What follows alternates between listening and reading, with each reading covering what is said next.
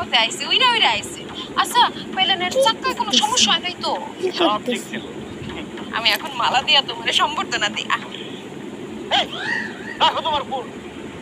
এইসব ফকির নিয়ে এখানে কি করে? ফকির নিয়ে আসবে, ভিক্ষা দিয়ে বিদায় করে দিবা। ফকির নিয়ে কেন রাখছো? আমি রাখি নাই, বিশ্বাস করো। সে নিজের থেকে আইসা দাঁড়ায় রয়েছে তোমার বলে সম্বর্ধনা দিব। আর সে যদি এখানে আসছে, এটা যদি আমি আগে থেকে জানতাম, আকাশের থেকে প্লেন ঘুরে আমি চলে যেতাম না। কেমন আমি বলতেছি টেনশন করো না, ওর কোনো দোষ নেই বন্ধু। আমি যদি আগে জানতাম যে আমার বন্ধু ইটালি থেকে দেশে আইবো, আমি পুরো গ্রামটা লাল কালি চেতে মিশাই রাখতাম। বাতের মাঝে ফুটে ফুটে মাসে কান জ্বালাপালা করে লাইতাম, ফুলের মালা দিয়া বাসায় লাইতাম। কিন্তু বন্ধু তুই যদি বলে যোগ্য না। আর বেটা, একটা মেয়ে তার স্বামীর জন্য অপেক্ষা করতেছে রোদের মধ্যে পুইরা, স্বামী আসলে ফুলের মালা পরা দিব, আর তুই করতেছিস খারাপ ব্যবহার।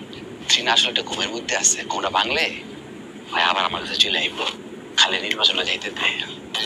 বুঝলাম না, এখানে নির্বাচন আসবো কোথেকে? নির্বাচন হলে কি হইব? তোর পাস হইব? আশিক ভাই আগামী নির্বাচনে দাঁড়াইবো, নির্ঘাত চেয়ারম্যান হইব, সেই জন্যই সে কথাটা কইতাছে। আচ্ছা আমি খুশি হয়েছি, চুপ থাক না। কি হয়েছে বুঝি নাই। ও